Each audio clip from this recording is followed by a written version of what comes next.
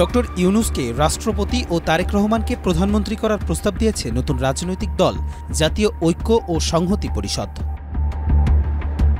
তারা দেশের অন্তর্বর্তীকালীন সময়ের জন্য একটি জাতীয় সরকার গঠনের প্রস্তাব দিয়েছেন, যেখানে রাষ্ট্রপতি দায়িত্বে থাকবেন ডক্টর মোহাম্মদ ইউনূস এবং প্রধানমন্ত্রী হিসেবে দায়িত্ব পালন করবেন বিএনপির ভারপ্রাপ্ত চেয়ারম্যান তারেক রহমান।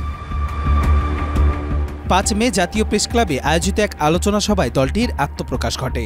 সভায় দলটির আহ্বায়ক হিসেবে মোহাম্মদ নাজিমুল হক সহ ২০ সদস্যের কেন্দ্রীয় কমিটির ঘোষণা দেয়া হয়।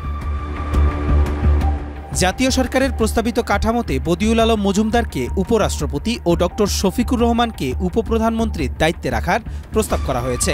পাশাপাশি নতুন মন্ত্রিসভায় বিভিন্ন দলের অংশগ্রহণের একটি আনুপাতিক হারও উপস্থাপন করে দলটি। তাদের প্রস্তাব অনুযায়ী বিএনপি পাবে ২৫%, জামায়াত ইসলামী 20%, এনসিপি 15%, ইসলামী আন্দোলন 5% ও গুরুত্বপূর্ণ ব্যক্তিরা 10% এবং অন্যান্য দলগুলো পাবে 25%। কবির চৌধুরী চয়, মাই টিভি, ঢাকা।